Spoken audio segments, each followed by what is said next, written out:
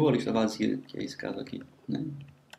Uma lista não uma lista vazia, uma lista com um elemento só, né? Ou então ela vai executar a si própria, que tem como resultado uma lista de listas, e essas sublistas dentro da lista original, ela vão ser exatamente permutações da lista original. Observe que quando eu estou chamando pela segunda vez aqui, eu estou passando uma lista menor, é uma sublista, que por sua vez vai passar uma lista menor na próxima chamada, que por sua vez vai passar uma lista menor na outra chamada, e assim por diante. Bom, mas se isso aqui é uma lista, então eu posso iterar, né, nessa lista. Eu posso fazer uma variável perm, variar dentro dos valores dessa lista que eu recebi. Então a perm vai ser na permutação 1, a perm vai ser a permutação 2, a perm vai ser a permutação 3. Ora, observe que eu tenho um elemento que está guardado, que é o elemento primeiro. Ora, então eu estou aqui com o perm, sendo o perm agora, a variável perm agora me representa, né, uma lista, uma sublista. Ora, para a primeira iteração desse laço, o perm é uma sublista. Então, para o i variando desde o tamanho de perm, aqui eu botei o range aqui, a função range ela tem apenas um argumento, que é o comprimento de perm mais 1. Então está faltando o argumento, o primeiro argumento que seria o zero. Quando você não coloca o primeiro argumento, ele assume como zero. Então eu vou fazer um i, uma variável i, variar de 0 até o comprimento dessa permutação que eu obtive aqui, da interação atual. Né? Bom, então quando ele faz isso, ele vai atravessar, digamos assim, ele vai me acessar todos os elementos, ou seja, os elementos individuais da variável perm atual, que é lembre-se, perm atual é uma das sublistas que vieram resultado da permutação. Bom, então quando ele fizer isso, ele vai fazer o seguinte, ele vai pegar essa lista resultado, que é uma lista, e vai colocar nela a concatenação do próprio resultado mais quem? Perm, a lista perm, que é uma lista só, dos valores até i, né? Esse i aqui, é esse i aqui agora, né? Esse i aqui. Ela vai concatenar isso com o primeiro. Quem é primeiro? Primeiro é aquele que a gente, né? O primeiro elemento da lista dessa aqui, essa variável aqui. E a seguida com o perm do i mais 1, quer dizer, ele vai inserir, observe que ele está inserindo o primeiro em algum ponto da lista perm, que é uma das permutações que eu recebi. Então, qual é a moral da história aqui? Vocês vão ver facilmente que ele está manipulando um elemento que ele retirou da lista que ele recebeu.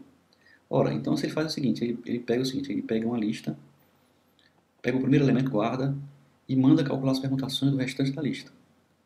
Quando ele mandar de novo, ele vai pegar o primeiro elemento da sublista, chamar as permutações da lista seguinte e assim por diante. Ora, chamando isso recursivamente, qual é o efeito resultante disso? O efeito resultante disso é que ele vai ter uma lista de listas que são exatamente as listas permutadas. Isso é possível graças à recursividade, né?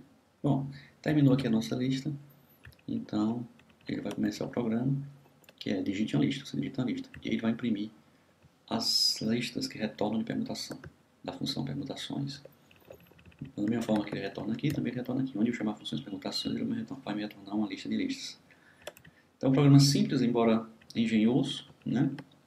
E nós vamos ver agora ele funcionando.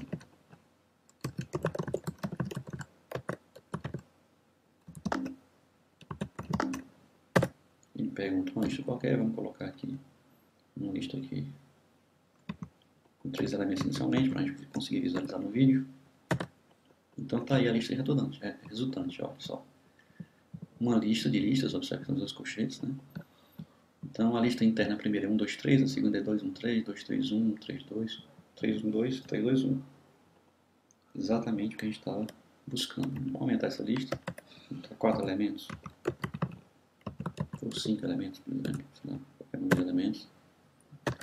E aí você tem, olha só, a lista de 5 elementos é um pouquinho maior. Vou botar com 4 elementos para a gente conseguir visualizar aqui. E a gente consegue visualizar todos no vídeo. Funcionou, né?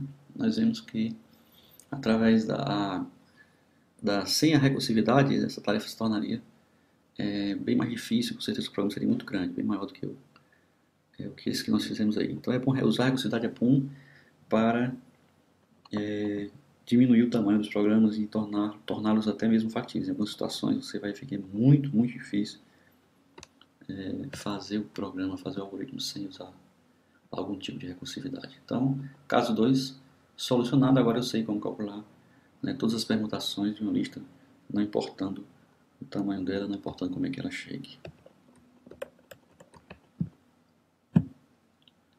Bom, vamos aqui estudar um pouquinho, né, como é que funcionou esse programa 36, né? Então vocês viram no passo 1, né, ele pede digite a lista, quer dizer, eu digite a lista. Vamos supor que eu dei a entrada 1, 2 aqui para a gente facilitar a nossa vida. Então a lista de entrada, a variável x, vai ser 1, 2, é uma lista de entrada. Aí no passo 2 eu mando ele imprimir, né? O passo 2 que ele executa é exatamente isso. Um ele pede o input, outro ele pede o print. Imprima permutações, né? Passando para essa função, é uma chamada da função permutações, ele passa para ela a lista que ele recebeu, 1, 2. Então, ele chama a função permutações. Vamos dizer nesse momento, vamos falar, usar aqui na nossa linguagem, que ele chama a instância 1 da lista permutações. Então essa lista vai ser executada agora. Bom, essa lista recebe o valor, né? Chama a instância 1 da função permutação. Bom, observe aqui que eu estou no passo 1, passo 2. Aqui eu passo 15, quer dizer o quê? Que ele teve 13 passos aqui dentro. Onde é que está isso?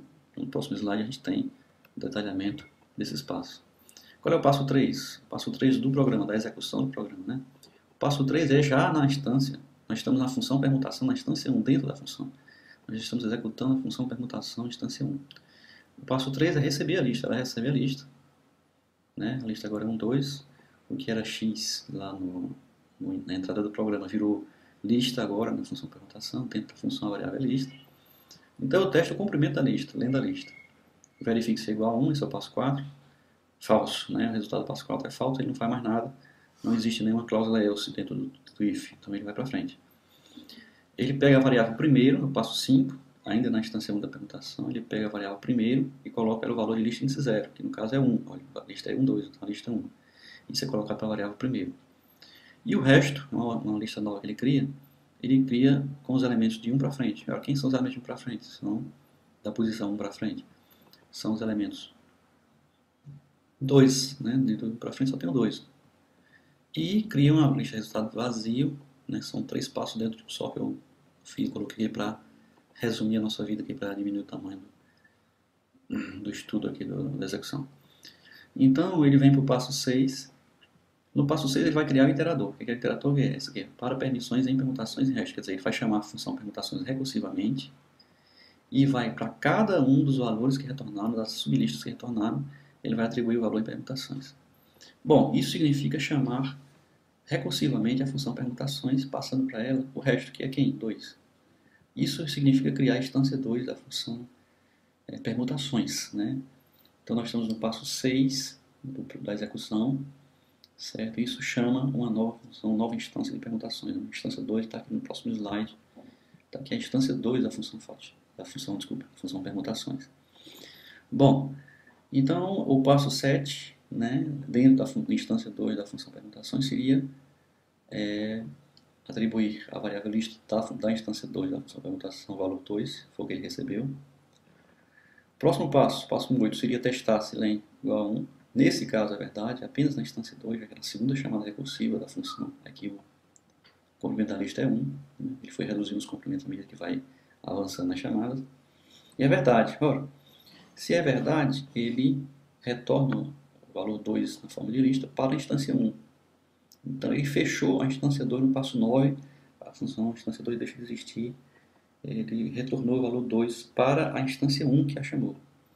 Então isso está no slide anterior, então vemos aqui.